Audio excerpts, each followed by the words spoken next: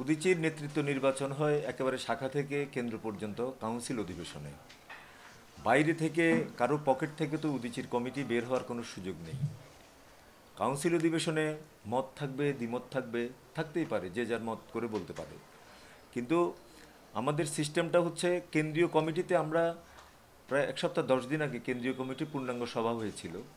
সেখানে 37 সদস্যের একটা কমিটি, মানে প্রস্তাবিত একটা বিষয় নির্বাচনী কমিটি, কেন্দ্রীয় কমিটি গঠন করে এবং সেটি কাউন্সিলের অধিবেশনে সেই প্রস্তাব আকারে বিষয় নির্বাচনী কমিটির নাম ঘোষণা করা হয়।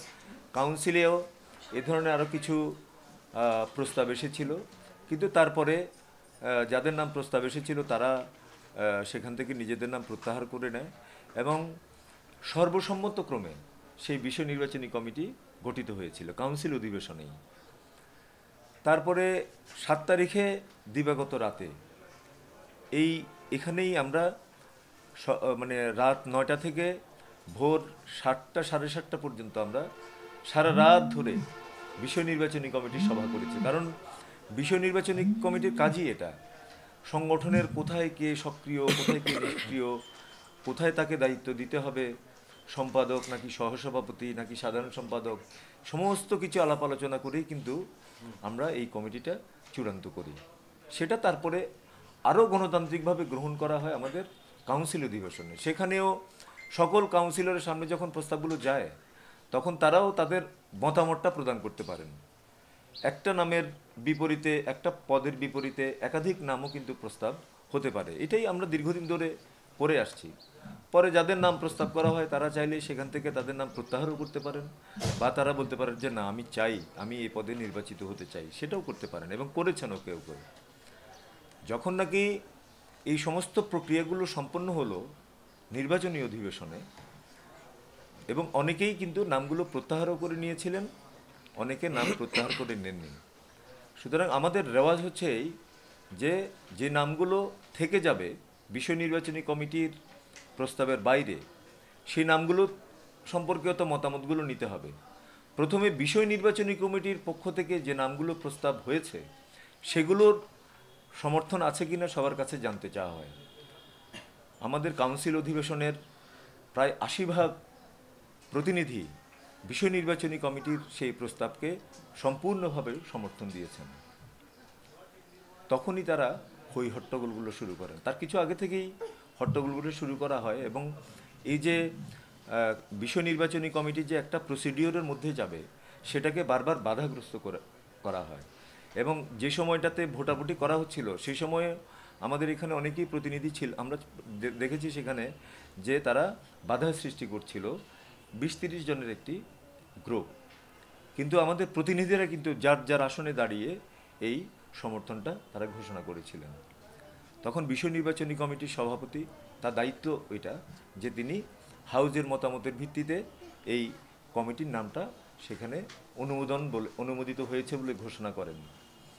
এবং আমাদের বিধি অনুযায়ী সেই নির্বাচিত কেন্দ্রীয় সংসদ এবং আমাদের আরেকটি ফোরাম আছে, সেটা হচ্ছে জাতীয় পরিষদ। এই জাতীয় পরিষদের সদস্যরা প্রত্যেক শাখা থেকে একজন করে নির্বাচিত হয় যার যার সম্মেলনে, সেগুলো আমাদের কাছে পাঠায়, আমরা লিস্ট করে জাতীয় সম্মেলনে সেটা ঘোষণা করি, সেখানেই সেগুলো গৃহীত হয়। আমাদের বিষয় নির্বাচনী কমিটির সভাপতি ছিলেন হাবিবুল আলম, তিনি জাতীয় পরিষদের নামগুলো একে একে ঘোষণা করছিলেন। তখন ওরা মানে ওইখান থেকেই মঞ্চের উপরে উঠে যেতে চেয়েছিল এবং তারা বিভিন্নভাবে মঞ্চে বোতল নিক্ষেপ ইত্যাদি ঘটনাগুলো করেছে। তখন তিনি জাতীয় পরিষদের নামগুলো ঘোষণা করেন এবং তার পরবর্তী সময়ে নবনির্বাচিত কেন্দ্রীয় কমিটির সর্বশেষ যে অনুষ্ঠান সেটি হচ্ছে শপথ বাক্য পাঠ। তখন কেন্দ্রীয় কমিটির সকল সদস্য বা অন্যান্য পদের নির্বাচিত কর্মকর্তারা তখন তারা শপথ বাক্য পাঠ করার জন্য যখন মঞ্চে আসতে চাচ্ছিলেন বা মঞ্চে এসেছিলেন, শপথ বাক্য শুরু হয়ে গেছে তখন, তার মধ্যেও তারা ভয়ানকভাবে বিশৃঙ্খলা করার চেষ্টা করেন। এবং আমি বিশেষভাবে ধন্যবাদ এবং কৃতজ্ঞতা জানাই যে আমাদের সারা দেশ থেকে আসা প্রতিনিধিরা এই সমস্ত ঘটনাকে প্রশ্রয় দেয়নি, তারা সেটাকে যথাসাধ্য নিবৃত্ত করার চেষ্টা করেছে এবং আমাদের যে স্বেচ্ছাসেবক এবং নিরাপত্তা উপপরিষদের কর্মীরা তারা প্রাণান্ত চেষ্টা করে মঞ্চের উপরে কাউকে উঠতে দেয় নাই এবং যথাসম্ভব শৃঙ্খলা রক্ষা করবার জন্য তারা চেষ্টা করেছে। আমরা আমাদের বিষয় নির্বাচনী কমিটির সভাপতি হাবিবুল আলমের মাধ্যমে আমরা শপথ গ্রহণ করেছি এবং কেন্দ্রীয় সংসদের নতুন কমিটির দায়িত্বভার গ্রহণ করেছি। তারপর আমরা সেখান থেকে অধিবেশন সম্পন্ন করা হয় এবং আমরা সম্মেলন কক্ষ ত্যাগ করে আমরা মিছিল নিয়ে আমরা কেন্দ্রীয় কার্যালয়ে চলে আসি। এই হই হট্টগোলের মধ্যে আমাদের অনেক কেন্দ্রীয় মানে বিভিন্ন জেলার প্রতিনিধিরা তারা অনেকেই চলে যান, তাদের টিকিটও করা ছিল, তাদের যাওয়ার ব্যস্ততাও ছিল। আমরা খাবারের ব্যবস্থা করেছি, অনেকে খাবার গ্রহণ না করে চলে গেছেন, কেউ খাবার গ্রহণও করেছেন।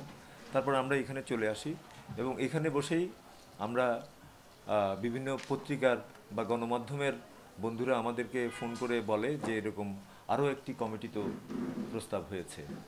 তো এটাকে ক্লিয়ার করার জন্যই কিন্তু আজকে আমরা এখানে এসেছি।